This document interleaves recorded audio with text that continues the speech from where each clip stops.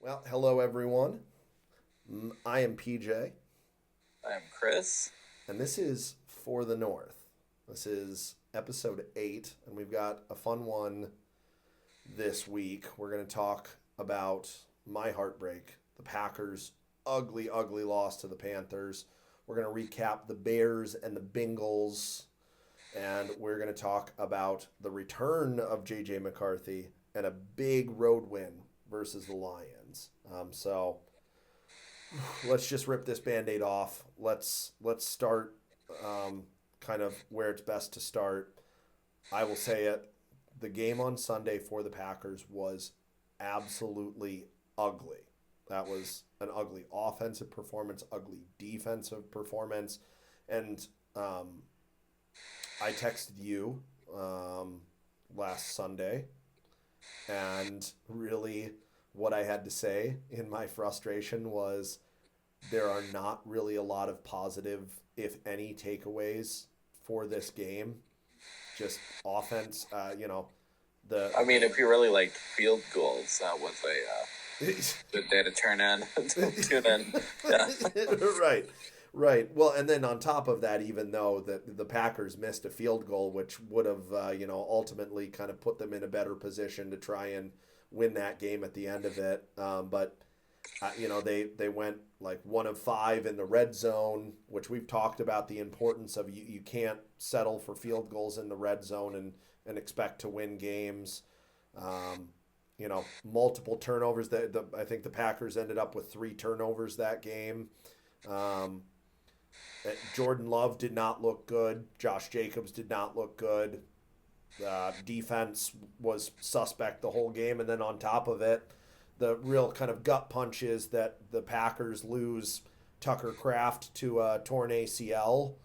And he had been to that point their biggest offensive producer. So I think there's some struggles ahead going into some tough games against the Eagles and the Giants, and then we have to play the Vikings and the Lions and the Bears back to back to back. So we're going into a tough stretch of the schedule now, and I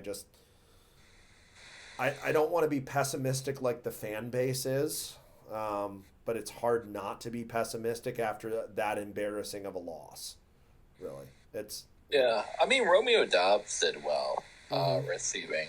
Yeah. From the few highlights that I saw, but it just wasn't. I just feel like, despite the play calling, and I've said it before, I said it after the Browns game. You look at Jordan Love, and he's got to start making better decisions if he wants to be the future of this franchise. I think Jordan Love is a pretty good quarterback right now. I'm not taking that away from him. At no point am I going to say that Jordan Love is a bust. I want to put that out there that I've never said that. What I truly believe is that the Packers have to start building offensive weapons around him so that he can be successful. Yeah. Like another NFC North game, which we'll get to in a second. It's proven when you have veteran players in there who are pretty good um, that you can perform really well as a football team, especially even if they're like top tier, even if they're not elite Yeah. per se. Yeah, exactly. No, I mean, I agree with that argument that you're making, or that point that you're making, is that, right now the Packers are playing, it was somebody, I think it was like on Milwaukee sports radio, where somebody said, this is, the Packers are a good team that has moments where they play really great, but they also have moments where they can play really bad. And this has been the frustrating inconsistency all year. Is that there doesn't seem to be a true number one wide receiver that is really demanding that he get catches and taking over the offensive production, offensive performance of this team. Uh, Last year, that was Josh Jacobs. That is not the case this year, and this is another issue we've addressed, is that in this year so far through week 9, we're going into week 10, through 10 weeks of play, the offensive line for Green Bay has just been really terrible. And it's had moments where patchwork has worked and we've managed to, have some flashes, but it was pointed out against the Browns a few weeks back. It's been pointed out that this offensive line is not playing well, and this shuffling of the center guard, left guard, right guard combination, and the tackles and kind of injuries have plagued this offensive line all year for Green Bay. So I think it's going to continue to be tough if they cannot figure out better offensive line play, and B, if they cannot get production out of somebody else other than Josh Jacobs. You know, I think somebody really kind of needs to step up and take that number one role in the offense. Take the lion's share of the targets and be the guy that's going to be always reliable, getting the catch in in the red zone, in the middle of the field, on the sideline, wherever it is. You need that kind of true number one guy. Um, yeah, like I've said in the past few weeks here, this has been very frustrating to watch unfold as a Packers fan, and my fandom is being challenged. But alas, we're going to take it one game at a time and just kind of be patient with it and see what happens. And despite all of this, though, the Packers are still technically leading the division and have a good chance to make a push for the playoffs and hopefully do something there and try to right the ship before we get into, late November, December football, right? Yeah, they've got to figure it out real quick, especially against these trap game opponents, which there could be a couple coming up, which we'll talk about later. Yeah. I don't know how I see them performing in the second half of their schedule, based off a few of the. Just based off a few of the play calls I've seen that have made me go, really? Like, you are not in a minority there. You are not in a minority. It's you know what, in Green Bay and all around the media, kind of the whole sports world reacting to the Packers' really embarrassing loss to the Panthers this past weekend has been kind of like, is Green Bay, not really who we thought they were? Like, are they showing us that they're not as good as we initially thought they were in week 1, week 2? It's kind of it's been a slow unfolding process, but a loss to the Panthers this way, and then the kind of the fan base calling for Matt LaFleur and Gutekunst and frickin' who's our Jeff Halfley is our defensive coordinator to be fired. Like everybody is in a panic right now, and they want everyone to be fired, and for us to just cut ties with every player that is not successful on our roster. Well, if I may state too, the only notable opponent that I've seen the Packers beat is the Lions. Yeah. And they played really well against them. Yeah. And that's where it seemed like, the Micah Parsons trade was like, oh, yeah, the Packers organization had some really smart people involved in all this. And now it's not... I'm not going to say Micah Parsons is a bad player by any means. However, you can't rely on one person to fix your entire defensive issues that you've had for multiple years now. It just hasn't been addressed. Preach it. You are preaching to the choir. Preaching to the choir. And I know. I've been through it. I've been there. Yeah. No, I mean, you as a Vikings fan have had your fair share of, the classic adage of we are not one player away from fixing these defensive issues. And kudos to the Packers organization, their front office, going out and making the move to get a player like Micah Parsons. That is the type of move that a championship contending, a championship winning team needs to make, right?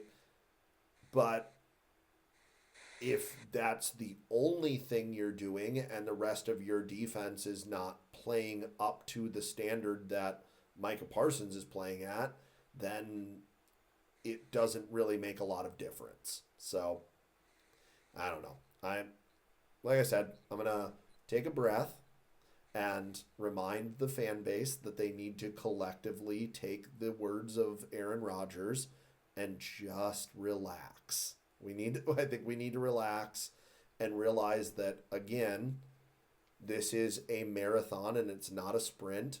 And I think at the end of it all, when we get to the end of the regular season, the Packers should be in the conversation to be a playoff team and hopefully push to be a contender in the NFC North and maybe win this division.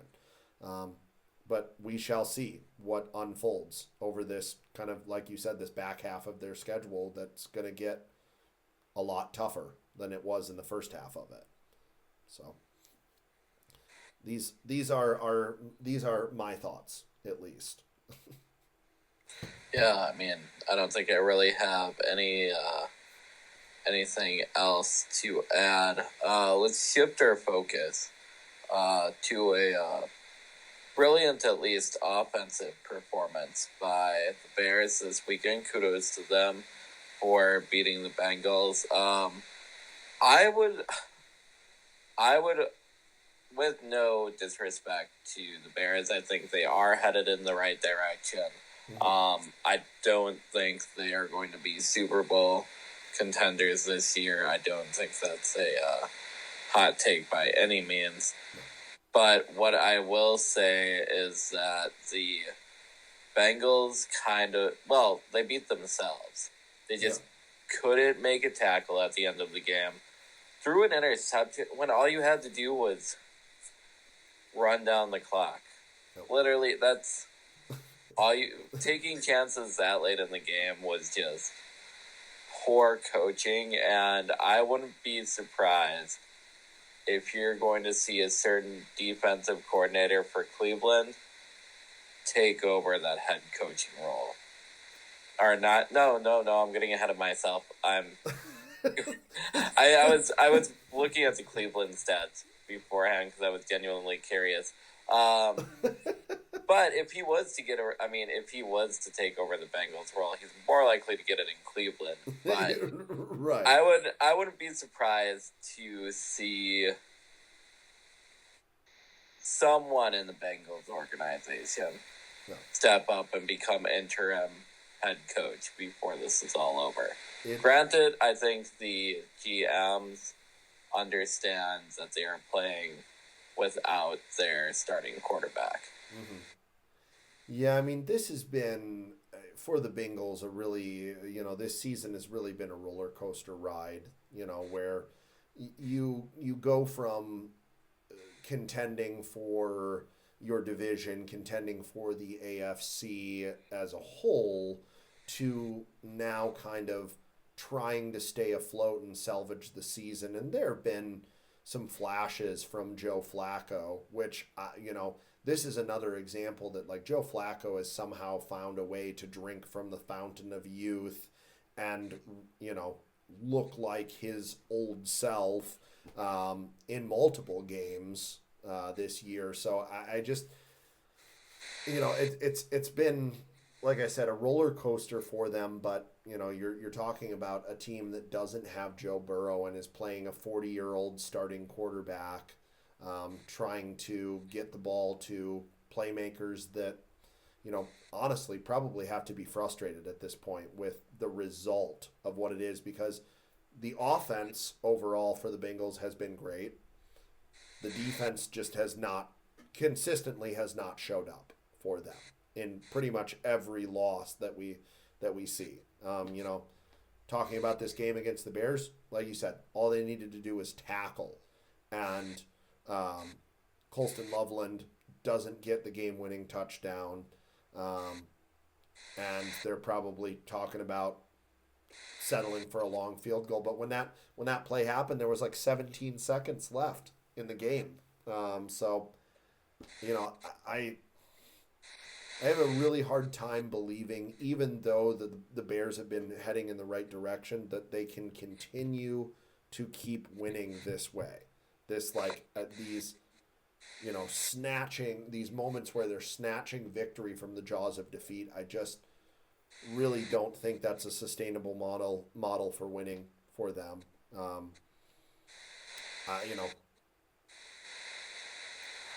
yeah, Ben Johnson is a really talented head coach. Caleb Williams, incredibly talented quarterback. The kind of entire kind of outlook of the Bears is trending in the right direction. It's just going to take more time than I think everyone expects, or at least Chicago fans. It's going to take longer than Chicago fans want it to take. It's Yeah, definitely. And hopefully I didn't offend anybody by, confusing the Bengals and Browns just a moment ago because, huge rivals, gotta respect it. uh, But it's just something where I would not be surprised to see a different coach take over for the Bengals, or at least the defensive coordinator needs to be fired I because there is nothing going well yeah. with that defense. Yeah. They might have. I think if I am correct, and we can fact check this, right? I think if I'm correct, their defensive coordinator, Luan Romo, was let go. I want to say that. We're fact checking that right now for you to to double, just to make sure that we're 100%. Yep, they let go of him in January. Um, and their replacement has He has not helped. not helped. Yeah, I think. They went from bad to worse, I feel like, Yeah. in my opinion. Yeah, I just something's got to give with the Bengals. It's kind of you can't have that great of an offensive performance juxtaposed by that terrible of a defensive performance. Like very rarely, how often do you see games where a team scores 42 points and you don't end up winning that game? Right.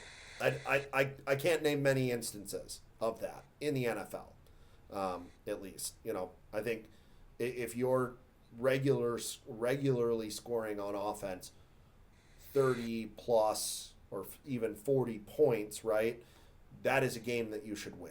So really, there's no excuse here besides bad defense to say that the Bengals had every chance to win that game. as a Packers fan, I was a little bit frustrated that they didn't manage to tackle the Bears tight end and let up that victory. But good for the Bears. That's a big moment. That can be a kind of uh, galvanizing win in a way for a locker room that really kind of brings them together. So we'll see how the Bears end up doing down the stretch here with their schedule, which I think is going to get a little bit tougher coming up. Yeah, they have the Giants, but the Giants they can be great one Sunday and not as great the next Sunday. So we'll see what version shows up this week. Exactly. Yeah, I think now we shift our focus to a game everybody in the NFC North has been talking about, and that is the Lions and the Packers. Lions and the Vikings. I was looking ahead to other games. Yeah. And I was looking at just my analysis of each one, trying to make notes at the same time. And this tells me why I don't multitask while I'm podcasting. But the Lions and the Vikings. Let me start off with JJ McCarthy's performance. 56% completion. Yep. Nothing special. Not terrible. Yep. Not great. Just kind of average. Mm-hmm. But you factor in they're versing a top 8 defense and one of the best pass rushing defenses as well. Yeah. With JJ McCarthy, I'll give him a B+. Okay. He's not quite an A quarterback in my opinion just quite yet, because I do think he overthrew a couple of guys. A couple of things could have been done a little bit better. Like when he was pressured, he could have stepped up a little bit more.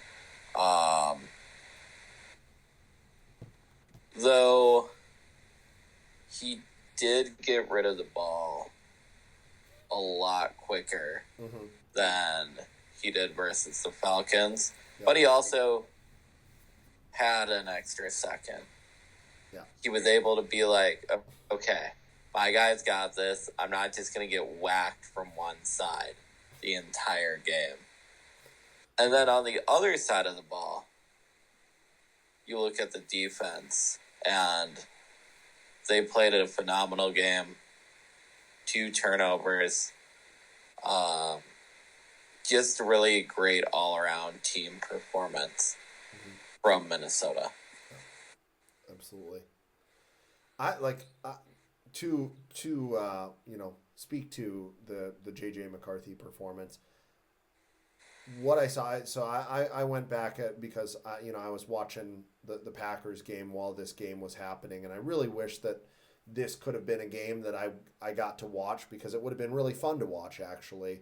But from what I saw looking at highlights and going back and kind of assessing the performance for JJ McCarthy, is that he did exactly what he needed to do. What we've talked about for him to be successful in this offense is that he doesn't necessarily need to be Superman. We're not expecting, or Vikings fans should not expect him to be a MVP caliber quarterback right off the bat. We're looking for him to make smart and quick decisions and be able to get the ball to the playmakers that he has on the field, which are Justin Jefferson and Jordan Addison and TJ Hawkinson. We've talked about how successful that running game can be with Aaron Jones and Jordan Mason. So really, it's just a matter of what I saw is he was making smart decisions and playing relatively mistake-free football, right? Right. Well, and you look at it, he goes down the first drive, scores, comes down the second drive, scores again, goes out right away and scores twice, and then later in that first quarter, runs one in for a touchdown. Like, that is something I wouldn't have seen Sam Darnold really do. No. The way that JJ did it, where he's looking downfield the whole time, kind of fakes it, forces the linebacker to stop a little bit and be like, oh, wait, is he going to throw it? Do I need to block this? And then runs into the end zone. Yeah. That was fantastic. Yeah. And also just like the way he was looking down. I can't remember who was on the right side of the field, but he was looking to the right side, way to the right, just tosses it in the middle to TJ Hawkinson. Did he do a no-look on that? I feel like that was a no-look. Was that a no-look or? You know what? I can't remember off the top of my head. I'd have to go watch the play. Again. But that's a little that's a little crafty. Just hey, I'm going here. Actually, right here. Yeah, and he did the pump. I believe he did the pump fake and everything too. He had time to do it. And when you have time to do things like that, you can really discombobulate a defense. I like a classic pump fake. I think it is a art form that is going away in the NFL, and I love it when a quarterback does like a little bootleg scramble and does like the pump fake. Oh no, going over here and throws a brilliant touchdown. Really, the only quarterback that I see like regularly do that in the NFL is Patrick Mahomes. Like there's a lot of scrambling around, doing the backyard BS and pump faking and making defenders think that he's going elsewhere. But no, I mean this performance from JJ McCarthy was everything that we talked about when we previewed the matchup on the last episode. We talked about what Minnesota needed to do to win this game. We talked about the run game and Kevin O'Connell kind of simplifying the game and letting JJ McCarthy play to his strength, and that's exactly what happened on Sunday. Everything was playing to his strengths and not expecting him to do more than he is capable of or more than he needs to do. Plus, on top of it, going on the road anywhere in the NFL, winning in a hostile environment against a kind of top 10, top 5 team in the NFL is a fantastic thing to do. That's going to only build momentum. And let's look at it too. He's won 2 division games on the road. Yeah. And now you have 3 division games at home coming up. Yeah. You win those 3. If you can win 5 out of 6 of your division games, that isn't bad. And I mean, I'm sure you can share the sentiment of a lot of Packers fans where you're like, oh, like, this guy might be a rookie. He might not have put up as great of stats as some others do. But don't count this guy out when he comes into Lambeau. Yeah. Because he is one of the known winners throughout his whole collegiate and high school career. Just to go out there and be like, you know what? I'm going to go out. I'm going to perform my best. If I make a mistake, which he did, he threw the interception, which questionable looking back at it, but you know what? They called it an interception. Yeah. But after that, he wasn't like, oh, I need to like go out and make some miraculous play to make up for it. He's like, you know what? What we've been doing works. We might just need to tweak something a little bit. And we're going to go back out. We're going to perform. We're going to win this ball game. Yeah. And that is so admirable. 2, going back to the winning on the road twice in hostile environments, especially in Chicago where, the crowd can eat you alive. You can't hear everything they're saying because, Soldier Field's a big stadium. Right. Which is why I'm almost certain that's why the first couple MLS seasons of the Fire have been there. But he was able to go on the road. One time he was down, came back and won the game. Yep. Second time, he put up points early, Defense helped him carry him the rest of the way. Same with the run game. Yep. Won the game. Yeah. Well, and that's kind of the big thing. Like it's like to me, like the other thing that I saw, talking about the other side of the ball is that Minnesota's defense really had the entirety of what the Lions want to do. Running this through their incredible, running their offense through their incredible running backs and then getting play action opportunities to their wide receivers. Everything just felt discombobulated for them from the get go, right? They really the both lines, the offensive line and the defensive line for Minnesota were winning at the point of attack the entire game. Having Van Ginkel back made a huge difference, and when your defensive line is winning up front at the point of attack and pushing the other linemen back and causing negative plays and blowing up screens and just making, frankly, everything was, really hard to come by for the Lions. It just, what is normally a free-flowing, high-functioning offense everything looked hard. They were, against a great, and that was against a great offensive line in Detroit. Yeah. Detroit has one of the better, and a great defensive line in Detroit. Who sacked the other Wolverine? Sacked JJ that day, this past Sunday, and it was, I can assume it felt good for Aiden to come in a little bit and push him around a little bit. But Goff got sacked 5 times. That's huge. During that game. And he was also pressured for a season high 18 times and was hit 11 times. So when you're under pressure the entire game, you're just not going to make the best decisions. Yeah.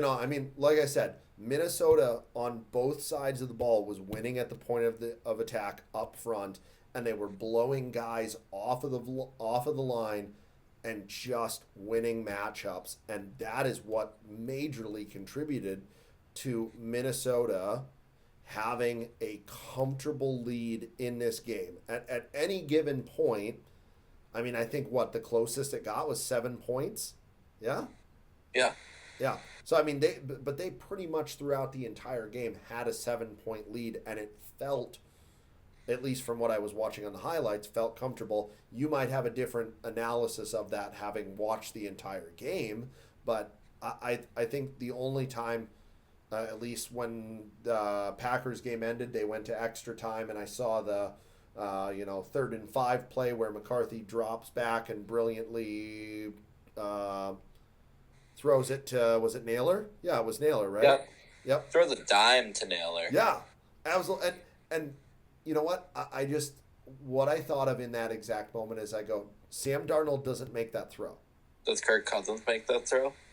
I think Kirk could make that throw. Do you think he makes it as many times as you think JJ can make it? Probably. Okay. I think, here's the thing. I think Kirk Cousins, in the past, let's say we're talking about like the past decade of Vikings quarterbacks that we've had.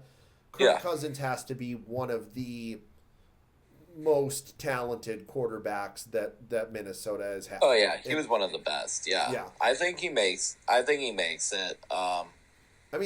Just based off of the fact that Kirk Cousins at one point had, he had Stephon Diggs, he's had JJ, he's had Jordan Addison, he had Thielen. So it's just, I think Kirk Cousins is the other quarterback that I think of could have made that throw. But what I immediately went to when I see JJ make that throw is I go, last year with Darnold, they're not dropping back and passing in that situation. Minnesota is running the ball. And maybe they pick up 5 yards, right? But a 3rd and 5 is not a high percentage pick up a first down run play. So likely in last year's scheme, they're running the ball. They maybe pick up 3 or 4 yards and they punt the ball, and their defense is gonna sweat it out and see if they can win this game against the Lions, right? Yeah. So I just it's just a different look on offense, and really I like watching it a lot better than the what last year was very fun to watch. I'm sure from a Vikings fan perspective, it was great. You won 14 games. It was fantastic, right? Won a lot of one-score games, yeah. Yeah, a lot of one-score games, a lot of really close games. I don't know. I just think this kind of new look with JJ McCarthy it's a younger, more revitalized looking offense. If that makes sense, what I'm getting at, I think that's kind of the way that I can describe it. Is it just kind of looks younger and faster and a bit more sleek than what they had with Sam Darnold last year. Yeah, we'll see what happens with the Addison situation coming up in the offseason, because he will still have one more year on his contract, I believe. I think if you're doing it right, if you're Minnesota, you just need to extend him. It depends on how much he's asking for. I mean, but if you do it now, right? Like my thinking is that if you do it now and you say, okay, we're going to make a long-term commitment to you, and we will, take the, kind of average of, okay, these are the 3 top paid wide receiver 2s in the NFL. We're going to give you a number that falls somewhere kind of in between this range. I think if they do it now and make a long-term commitment to him, like a 3 to 4 year contract, they can lock him in at a reasonable price and not have to do the super high price tag negotiation in the off season, or God forbid when he reaches the end of his contract next year, right? So right. We'll see what happens there. Yeah, it'll be interesting to follow, and we'll definitely be talking about it in the upcoming podcast. With the Lions, just sloppy play all around. Defense didn't seem to know what they were doing. I will say kudos to Blake Brandel. Allowed 0 pressures from center the entire game. And that's a position that he's only played a few times in the NFL. Didn't play that position since high school, and comes in and he's like, hey, you know what? I got this. And he's doing very well. Yeah. Leave it to Minnesota to have a practice squad player called up and have him give up 0 pressures in a big time, huge divisional game. So, well, we have had a few practice squad players called up and do very well recently. So I'm happy about that. You know what? You consider yourself lucky. Enjoy that. That would be nice if if that could happen for the Packers. I believe Jalen. I want to say it was Redmond was the defensive lineman that was called up from the practice squad. I think so. Yeah. And he, talk about a beast. Just a man who can run through the line. I wouldn't want to be on the other side of the football from that guy. I don't think you could pay me. I mean, heck, I don't think you could pay me $5 million to stand on the other side of a rush and just try to stop any NFL defensive, even a linebacker. I don't want to try to stop an NFL linebacker from rushing. No, because Eric Wilson played really how hard he hit Goff was quite impressive. But yeah, no way I would take that sort of punishment. Yeah. I mean, maybe if you paid me $20 million, I'd stand there and put on pads and take a hit. Yeah. Yeah. All right. Are we ready to move on to predictions? Yes, absolutely. Let's make some. Where do you want to start? What matchup? I'm pulling up my notes now. He's on which games that I thought were I have a few notes. I do not have as detailed notes as I would have liked to have made. But still, you have notes. Life gets in the way. You're more prepared than I was. I just leapt into this. I was in such a depressive funk that I didn't even prepare my normal notes for a podcast. Oh. But that's okay. Sometimes we mess up schedules of past games. Sometimes we say the wrong Ohio team and, get black from people. That's okay. And sometimes we don't have notes. We're so sorry if you're fans of the Ohio teams that we mixed up earlier.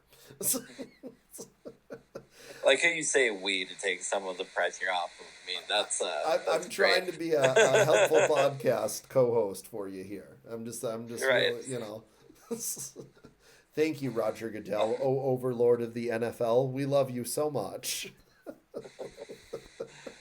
All right, so we have the Giants at the, or not the Giants at the, we have the Giants and the Bears. Yep, Giants Bears. To start out. Oof. I believe it's Giants at Soldier. Yeah, it is at the Bears. Yep. I just, like you said it earlier, and I agree with this sentiment. It really depends on what version of the Giants we're going to get. Right now, I think we are firmly in the era of the bad Giants. Like, I really don't think that Jackson Dart has any wide receivers that of note to throw to right now. Cam Scatabo had that terrible, god-awful looking ankle injury that I really wish I wouldn't have clicked on the video to watch it. If you have weak stomachs, don't do so. If you want to watch someone get injured like that, okay. But either way, they really don't have a lot of offensive power that they can draw on. I really just don't see the Giants being able to come into Soldier Field, which is a hostile environment, and be able to win. I see this as a 2-score victory for the Bears. I'm thinking like Bears by 10, maybe 14 points in this. So it's hard for me to justify doing the Bears by 2 scores more than 10, just from what I've seen this season. Uh-huh. It's like, yes, like, you guys just put up a bunch of points, but you put up a bunch of points against a poor opponent, too. Giants, I really like Jackson Dart. I think he is the future of that franchise, if he stays long term. Yep. But I'm in the same boat with going to Soldier Field as you. I think the Giants are going to lose by 10 points. And hey, you know what? They can prove me wrong any given Sunday, but I don't see it happening this week. We would love that as Vikings and Packers fans, respectively. Like if the Giants could somehow come into Soldier Field and pull off the upset and the Bears lose, okay, that's great for us as Vikings and Packers fans. But I don't see it happening. Jackson Dart, please, if you're listening, we would love it, and it would be great for our fan bases as well as your fan base as well, and increase your value a little bit and get some more money in the future. So exactly. If you could win at Soldier Field, it'd be great. We'll give you a shout out if you do. We'll personally shout you out on our next podcast episode if you manage to win this game. Either way, we're going to be talking about him. So, another game, Lions versus Commanders. It is on the road. It is versus a 3-6 team. PJ, how do you see this one turning out? I just really think that this is, a situation where the deck is kind of stacked against the Commanders. This is really probably a tough game, I would think, for the Commanders to win, considering what the offensive firepower that Detroit is going to have. Um, I mean, I'm not going to go berserk here and say that they're going to um, absolutely just burn the frickin' place down. But I think Detroit comes into Washington and plays against a 3-6 team that is struggling right now, and they have a fairly good chance of winning this by 7 to 10 points, probably. That's at least my prediction. I still think Washington probably still has some fight in them, but they're now Jaden Daniels, after he dislocated his elbow, is going to be on injured reserve and not available the rest of the season, or probably late in the season if he does come back. They just, you know, I don't see the offense for Washington being able to keep up at the same pace that we know that Detroit can score at. And I think Detroit's probably going to be extra motivated after losing a tough game to the Vikings to come back and prove that they are one of the top dogs in the NFC.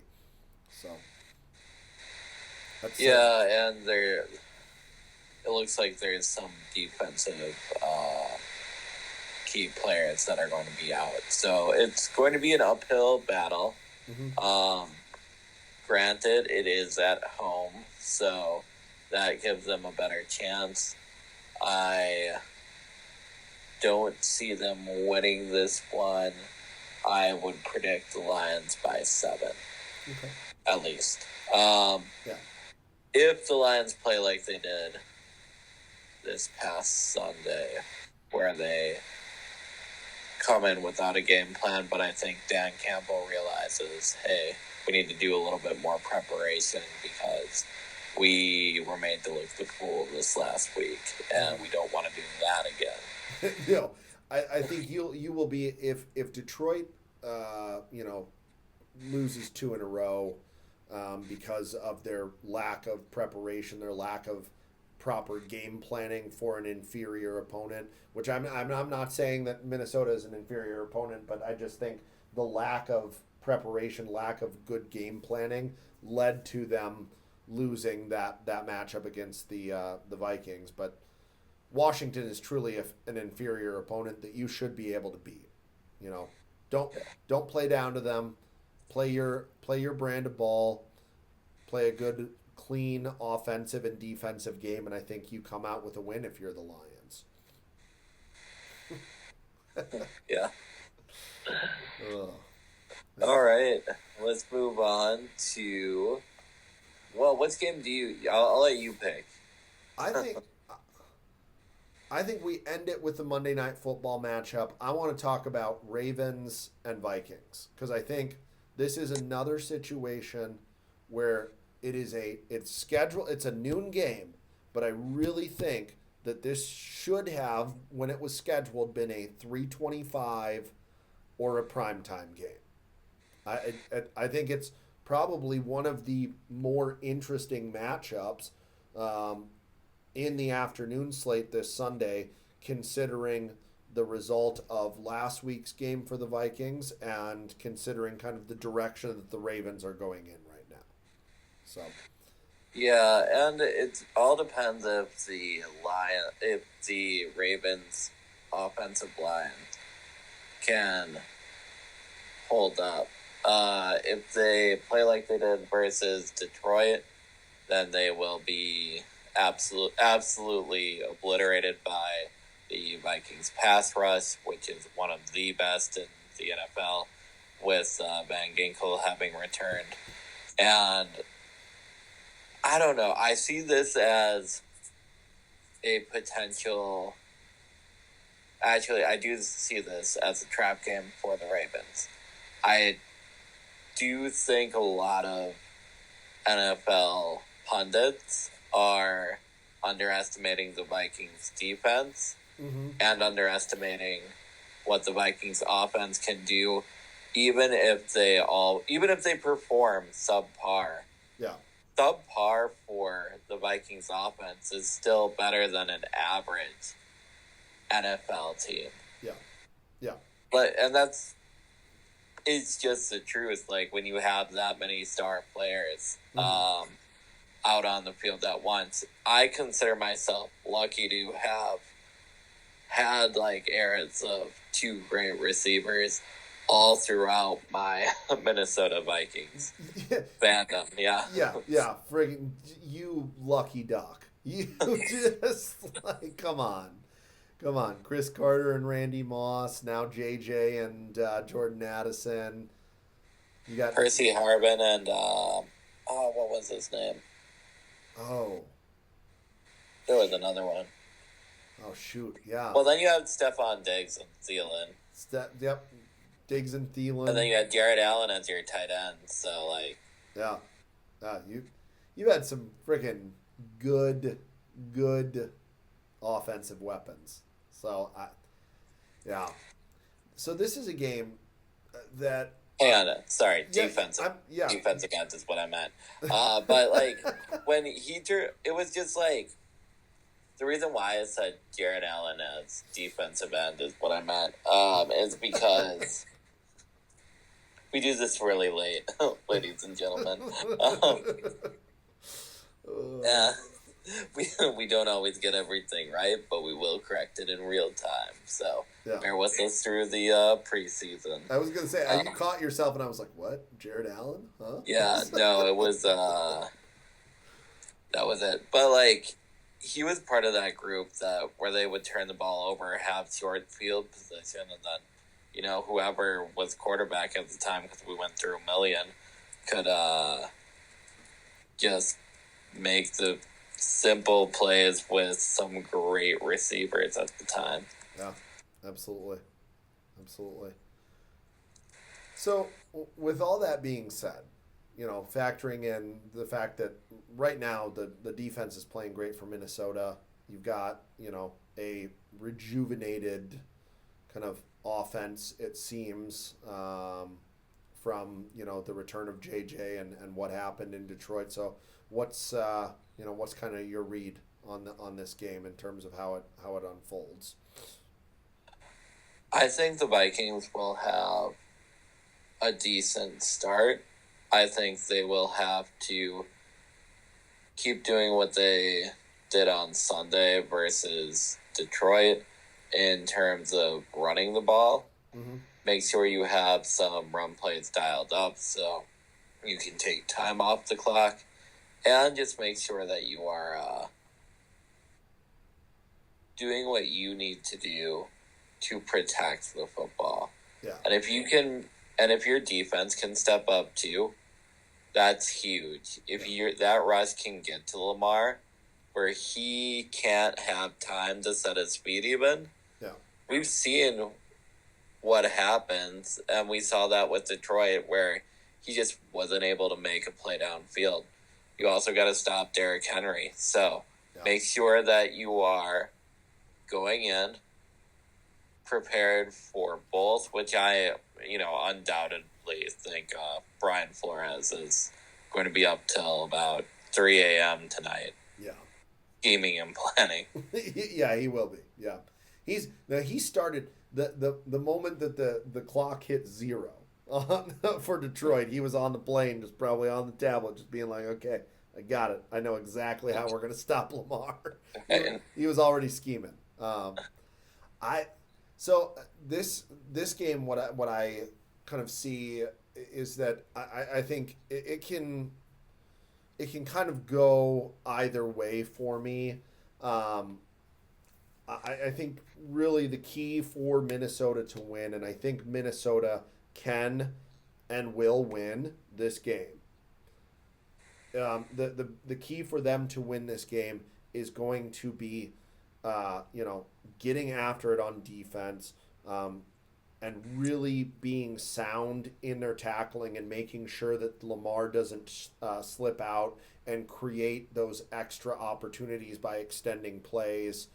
Because it's been shown Lamar can beat you with his feet. He can make he can absolutely wreck the game and just make your day an absolute living hell if you don't get him, collapse the pocket on him and tackle him at the line of scrimmage. So I think they got to be sound in tackling. I think the other key to victory here is that it's going to be a big game for Jordan Mason and for Aaron Jones. They need to be firing on all cylinders and really running the ball well and extending these drives and limiting the possessions for Baltimore in this game. We've mentioned how talented the wide receivers are for Minnesota, so I don't see any problem with Justin Jefferson and Jordan Addison getting into this game and making it easy for JJ McCarthy to complete intermediate and deep passes. And even Jalen Naylor, who has surprised me the last, especially the last game. Yeah. Also, I figured it out, by the way. It was Kyle Rudolph was the Kyle Rudolph. Thank you. Yeah. Rudolph, the red nose, the red zone. Yeah, we all. But it was also like I was thinking about them both in tandem because during that time period, it was like we've had some great defensive players, and I want to go back to the reason I brought it up was I think now with T.J. Hawkinson, who got passed the torch by other great tight ends like Kyle Rudolph, I think if he just runs those simple in routes like he did on Sunday, he'll be just fine. Yeah. Versus the Ravens. It's also you look at it, the defense, they do what they have been doing with Van Ginkel on the field. You need to make sure your secondary is playing well. You need to make sure you have key targets covered. And you have to make sure that you don't let off the gas. Yep. You'll be fine. Yeah. But make sure that you come prepared. Know that this might be a slugfest. And make sure that, if you can do half of what you did versus the Lions, there's probably a million different ways the offense can help you win that game. Oh yeah, no, there's a victory to be had here, and I think the door is wide open for the Vikings to seize this opportunity, and that's why I say they can and they will win this game. And it comes down to, like I said, sound defensive performance, keep doing what they have been doing, get the run game going, make things easier for JJ McCarthy and that fantastic offense that they have. I see this as it's going to be it's probably going to be a rock fight, right? It's going to be a close one, but I see the Vikings coming out on top 7-7. That was my analysis too. One of the main reasons is that it's really hard to play at US Bank Stadium. A lot of Packers fans know it. I don't know, there's just something, and a lot of, this has been confirmed by multiple player interviews that say, it is so loud in there, louder than almost any other stadium where you can't hear yourself think on third down. Yeah. And it is wild. If you ever have a chance to go, it's a fun stadium. Recommend it. Fun stadium. It is expensive, but it is worth it once in your life.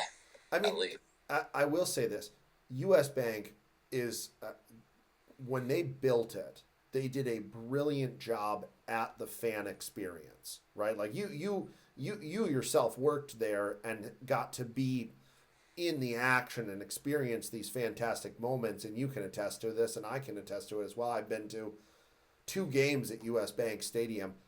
The fan atmosphere is just fantastic in that building, and the Vikings fans, they are passionate about their team, and they are very knowledgeable about the game and just get into it. And if the Vikings score early and often, that place gets harder and harder to play in. It's, so if you're going to keep the crowd out of it, you, as the opposing team, you need to score early and often and get that crowd quiet. That's really the only way. Which Lamar can do. though, like I said, we'll see. Yeah.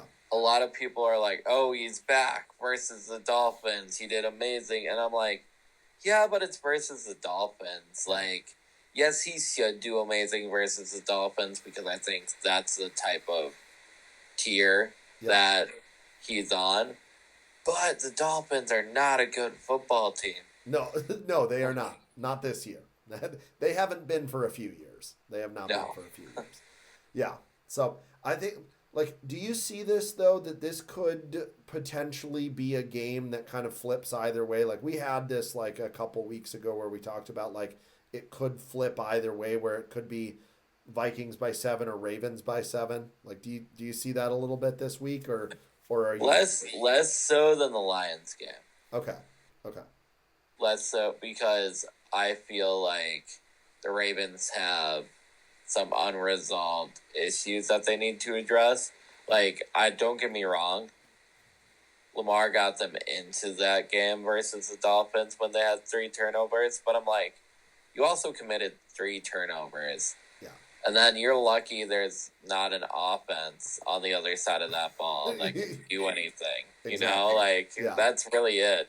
Yeah. Because if you want to expect, like, if I'm, let's say I was going to go up against Michael Jordan, one of the best of all time in basketball, and I was able to, like, take the ball every time, like, practice the defense, was able to block it, not that I could, you know, this is theoretical, let's say I'm a few feet, like, a few inches taller than what I am right now. Yeah. But then I just don't know how to shoot. Yeah. Yeah. That's going to be I mean, we're going up against an opponent like that.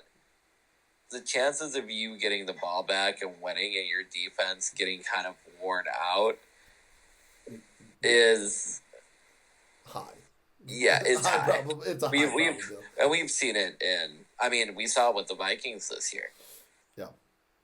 So it's like, make sure that when you go out onto the field, you are executing and you're limiting turnovers early. That is the key for the Ravens to win. For the Vikings, it's just going to be start early with a scoring drive and keep that consistency going throughout the game. We do not need big stats. Yep. Just foot on the gas. Just keep your foot on the gas and don't let up until the clock hits 0.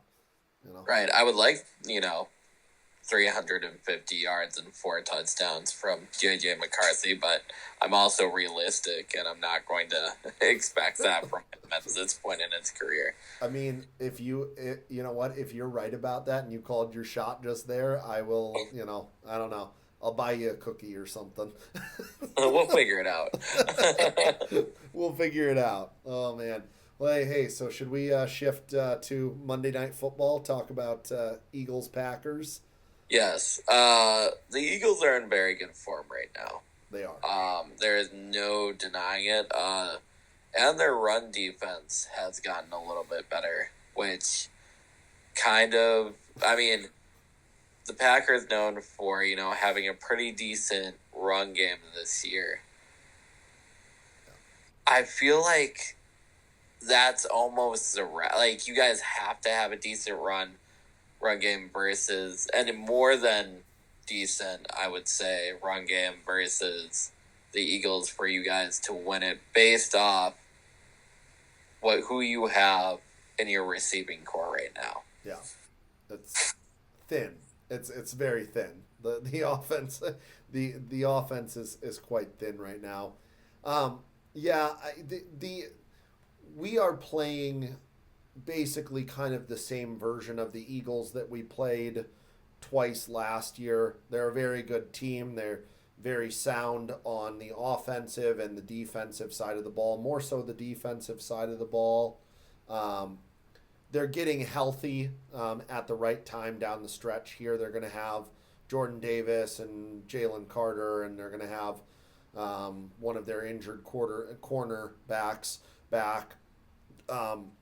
So this is, for the Packers to win this game on Monday night, it's going to be it's going to mean executing at kind of all levels and stringing together a complete game in all three phases, which to this point the Packers have not done since week 1.